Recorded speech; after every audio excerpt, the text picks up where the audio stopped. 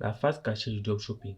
Une grande partie de tous ceux qui font du dropshipping manquent de vol, arnaque, mais ce n'est pas tout le monde.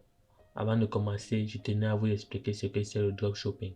Le dropshipping, c'est un business model dans lequel un vendeur va vendre un produit à un acheteur sans l'avoir directement à sa possession. Le produit est créé par un fournisseur et basé, stocké chez le fournisseur.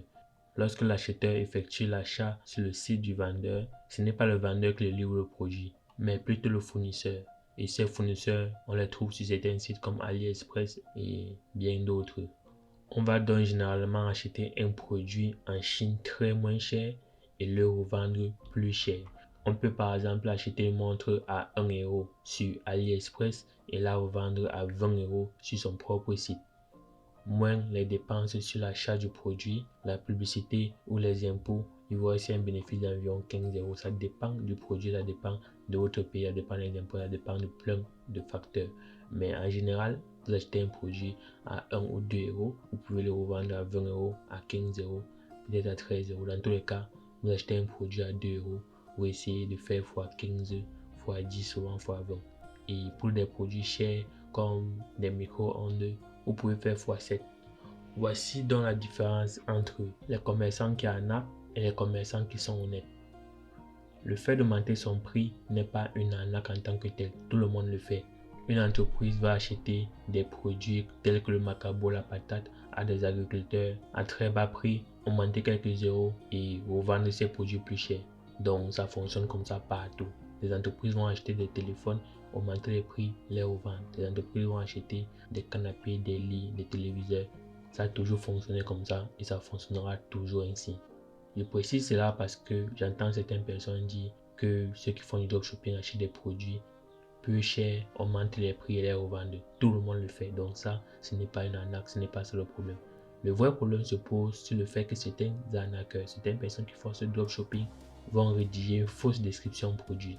Les mentions légales sont fausses. La taille du produit, la durée de livraison, les caractéristiques du produit, la matière du produit ne correspondent pas à ce que vous recevez lorsque vous avez acheté le produit. C'est ça le problème.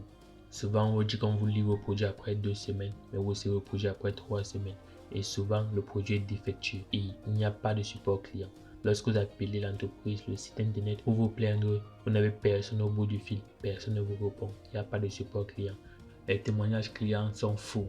Lorsque vous recherchez l'image de la personne qui a laissé le témoignage client sur Google, souvent vous trouvez la même image. Donc, ce sont des images qui prennent souvent sur Internet ou sur d'autres sites. Sur WordPress, il y a des faux témoignages clients et partout sur Internet que tout le monde peut prendre et réutiliser. C'est ça le problème. Le produit, tant que vous pouvez avoir une description qui correspond. Donc, si vous vendez une montre, dans votre description, il est dit que votre montre est faite en argent et qu'en réalité, elle est vraiment faite en argent, il n'y a pas de souci. Mais beaucoup vont mentir, comme je dis, le produit que vous recevez ne sera pas vraiment fait en argent. Et là, vous avez été arnaqué. Et vous ne pouvez vous plaindre chez personne. C'est ça la différence. Ce produit, ce n'est pas tout le monde qui arnaque. Et c'est pour ça qu'il y a beaucoup de personnes qui réussissent à gagner plusieurs millions en faisant du dropshipping. C'est pour ça que c'est un business qui fonctionne. Sauf que, comme dans tout, il y a certains qui profitent et essaient d'arnaquer. Pour conclure, si vous voulez éviter les arnaques, essayez de ne pas acheter les produits trop chers. Parce que si vous faites arnaquer, au moins si vous aurez perdu peu d'argent. Et il est mieux d'acheter sur un site où vous avez déjà acheté avant. Ça veut dire que vous connaissez que c'est un site fiable. Et même si vous n'avez pas acheté avant sur le site, peut-être une personne de votre entourage l'a déjà fait. Là, vous avez moins de chances d'être arnaqué. Ou peut-être qu'on vous pirate votre carte bancaire.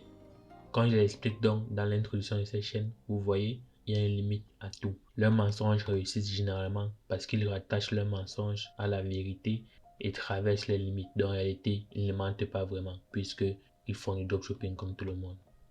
Dans quelques jours, je sortirai une vidéo pour parler de la différence entre les vendeurs de formation qui arnaquent et ceux qui sont honnêtes. Et c'est pareil.